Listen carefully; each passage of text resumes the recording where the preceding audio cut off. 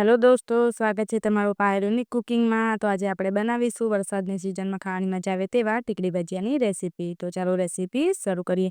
તો તેના માટે આપણે અહીંયા 3 નંગ જેટલી ડુંગળીને લઈ તેને એકદમ સારી રીતે આ રીતે છાલ ઉતારી લેવાની છે અને પછી આપણે આને એકદમ સરસ આ રીતે ક્લીન કરી લઈશું। તો આ રીતે આપણે બધી જ ડુંગળીને છોલી અને હવે આપણે આને આ રીતે એકદમ સરસ મીડિયમ પીસમાં આપણે આ રીતે કટ કરી અને રેડી કરી લઈશું। તો આ રીતે આપણે બધી જ ડુંગળીને એકદમ સરસ નાના એવા પીસમાં કટ કરી અને તૈયાર કરી લેવાની છે। તો આ રીતે આપણે બધી ડુંગળીને કટ કરી લઈશું। તો તમે જોઈ શકો છો કે મેં અહીંયા આ રીતે બધી જ ડુંગળીને સારી રીતે એવી કટ કરી લીધી છે। તો હવે ભજીયા બનાવવા માટે આ રીતે એક બાઉલ લઈશું અને હવે આપણે આ બધી જ ડુંગળી કટિંગ કરેલી છે તે તેમાં એડ કરી દઈશું।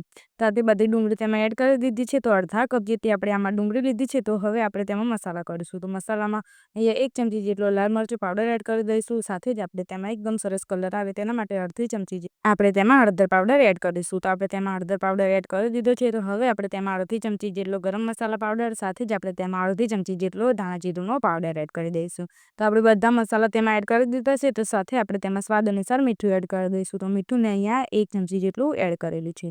બધા જ મસાલા આપણે તેમાં એડ કરી દીધા છે, તમે જોઈ શકો છો। તો હવે આપણે તેમાં એક કટિંગ કરેલું લીલું મરચું એડ કરી દઈશું, જેથી કરીને તેનો સ્વાદ એકદમ સરસ આવે। તો અહીંયા મેં અડધા કપ જેટલી ડુંગળીને એકદમ સરસ કટ કરીને લીધી છે। તો સાથે આપણે તેમાં 1 કપ જેટલો આ રીતે ચણાનો લોટ એડ કરીશું। તો પહેલાં આપણે વધારે પડતો લોટ એડ નથી કરી દેવાનો।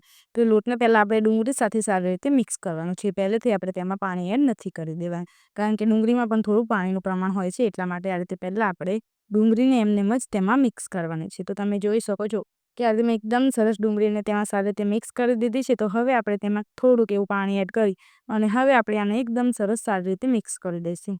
તો તમે જોઈ શકો છો કે આ રીતે આપણે એકદમ સરસ સારી રીતે બધી વસ્તુને મિક્સ કરી લેવાની છે। તો આપણે થોડું પાણી એડ કર્યું છે, તે પણ લીધે આપણે એકદમ સરસ ડુંગળી સારી રીતે પલળી ગઈ છે અને એકદમ સરસ એવું ડો બની અને રેડી થઈ ગયું છે।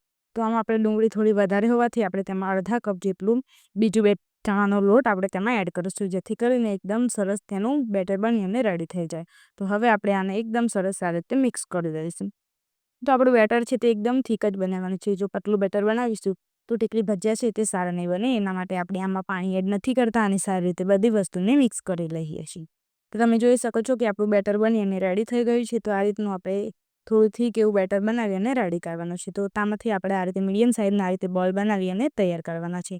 તો તેના માટે આપણે આ રીતે એકદમ સરસ આ રીતે નાના નાના બોલ બનાવી અને રેડી કરી લઈશું। તો આ રીતે પહેલાં આપણે બધા જ બોલ બનાવીને રેડી કરી લઈશું અને પછી જ આપણે તેના ભજીયા બનાવીશું।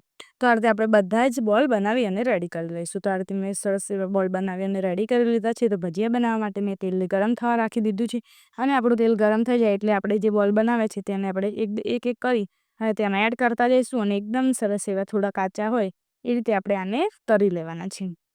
તો આ રીતે મેં એકદમ સરસ ભજીયા તેમાં એડ કરી દીધા છે, તમે જોઈ શકો છો। તો મીડિયમ ગેસની ફ્લેમ પર છારાની મદદથી આ રીતે આપણે તેને પલટાવતા જઈ અને થોડા કાચા હોય તે રીતે આપણે આને કૂક કરી લઈશું। આને આપણે એકદમ પ્રોપર આને આપણે ફ્રાય નથી કરી દેવાના, આને આપણે કચરા કાચા રાખવાના છે, એટલે કે આપણે અડધા જ કૂક કરવાના છે। તો આ રીતે આપણે થોડા ગોલ્ડન બ્રાઉન કલર થોડો આવવા માંડે એટલે આપણે આને એકદમ સરસ તળી લઈશું।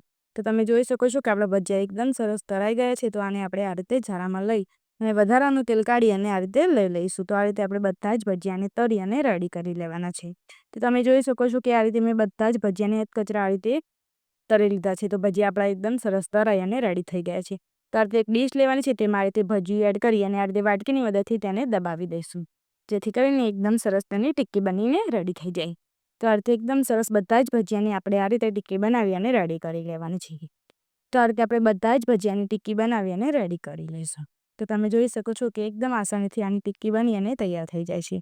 તો આ જ રીતે આપણે બધા જ ભજીયાની ટિક્કી બનાવી અને રેડી કરી લઈશું। તો તમે જોઈ શકો છો કે આ રીતે આપણે બધા જ ભજીયાની ટિક્કી બનાવી અને રેડી કરી દીધી છે। તો હવે આપણે ગેસ ઉપર તેલે થોડું ગરમ થવા માટે રાખી દીધું છે અને તેલ આપણું ગરમ થઈ જાય એટલે આપણે જે ટિક્કી બનાવી છે તે બધી જ ટિક્કીની આ રીતે આપણે એક એક કરતા જઈએ અને એકદમ સરસ ક્રિસ્પી અને એકદમ ગોલ્ડન કલર આવી જાય ત્યાં સુધી આપણે આને ફ્રાય કરી લેવાની છે।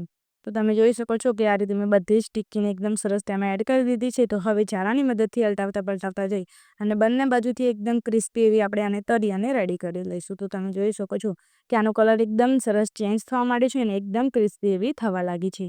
તો આ જ રીતે આપણી એકદમ સરસ બધી ટીકી ફ્રાય થઈ અને રેડી થઈ ગઈ છે.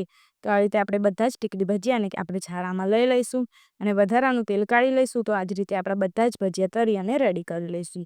તો તમે જોઈ શકો છો કે આ રીતે મેં બધા જ ટીકડી ભજીયા બનાવી રેડી કરી લીધા છે. તો વરસાદની સિઝનમાં ખાવાની મજા આવે તેવા ગરમા ગરમ ડુંગળીના ટીકડી ભજીયા આપણે બનાવીને રેડી કરી દીધા છે. હું તમને એક તોડીને બતાવું તો તે એકદમ ક્રિસ્પી છે. તો તૈયાર છે આપણા ટીકડી ભજીયા.